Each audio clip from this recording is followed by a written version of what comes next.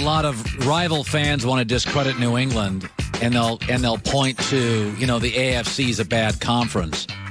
But, the difference between the Steelers and New England is they're both in really bad conferences, but New England's just taken advantage of their conference. If you go to the AFC East, New England's in it, and the AFC North, Pittsburgh's in it, let's compare it. So what's the worst franchise in both?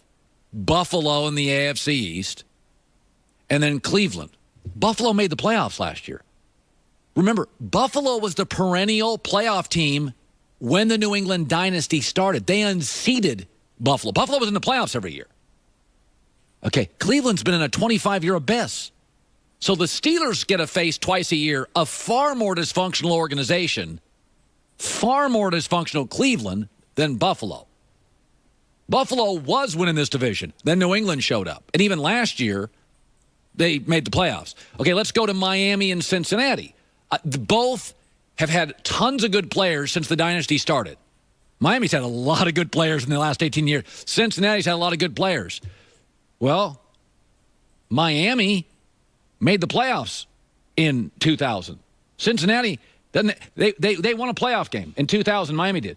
Cincinnati hasn't won a playoff game in 28 years. So who's more the underachiever? I'd say it's Cincinnati. They both had great players. They both signed great free agents. They both had a little glamour. They both had Pro Bowlers. I'd say Cincinnati's more dysfunctional than Miami. Let's go to the Jets in Baltimore. See, Colin, you're wrong. Since 2009, the Jets have been to 2 AFC championships. Since 2009, the Ravens have been to 2 AFC championships. Now, the Ravens are better than the Jets, but the gap's not as big as you think. The gap between Baltimore and the Jets, by the way, Flacco once went to Foxborough and beat. Mark Sanchez once went to Foxborough and beat Tom Brady in both instances. So Baltimore's better than the Jets.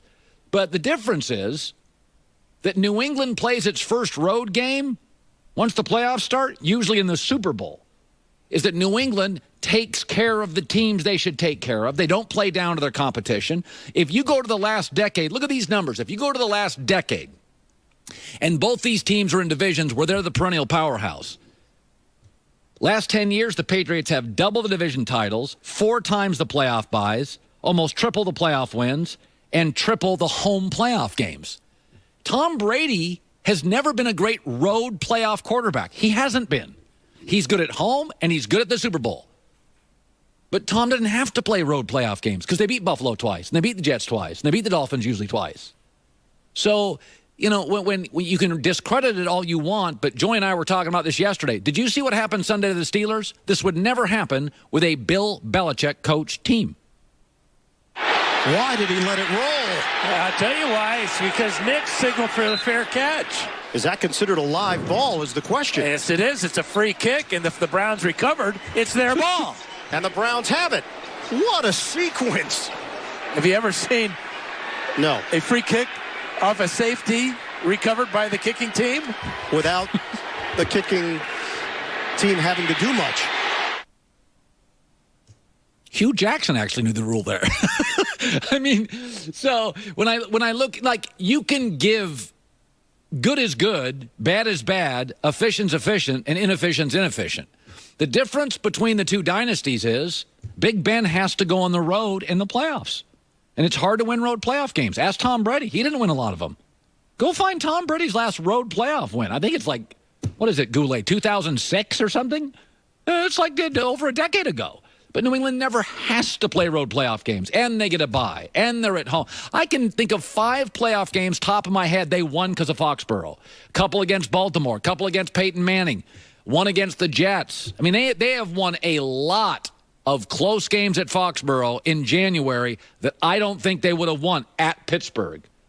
I don't think they would have won those games on the road. Wasn't Jacksonville? That was at home last year, too. I don't know if they win down in Jacksonville last year. I don't think they do. But they beat Jacksonville in New England. So you can't use that excuse. Herd hierarchy, top of the hour. Let me go back to something I said 30 minutes ago. Vegas has put up odds to replace Hugh Jackson as head coach. He and Todd Haley are out. The name that is not appearing, that appears fairly obvious, is Mike McCarthy. They have Belichick, Jim Harbaugh and Sean McVay on that list, and that is ridiculous. Ask yourself this. When you watch the Packers right now, the division's better. Tipping point loss. Aaron's frustration. Aaron's new contract. Schedule's brutal. Can't you feel the tension rise in Green Bay? I mean, this isn't me. I think if you lived in Green Bay. Aaron's got a new contract. What does that mean? Amplifies the pressure. He's had a frosty relationship with McCarthy. That goes without. I've had 3 different sources tell me that through the years. It's not great. Now you got the Ty Montgomery situation where McCarthy finally loses it and calls him out. Now Montgomery's calling out whoever called him out. You've got a tougher division. You're at New England, so your schedule is absolutely brutal. And you're a touchdown underdog to New England. You were a 9.5-point underdog to the Rams.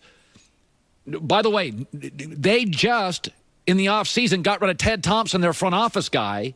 So Green Bay's already made moves to appease Aaron Rodgers. Got a new contract. If they don't make the playoffs this year, Mike McCarthy's done. I'm not calling for his job. I'm saying it's over.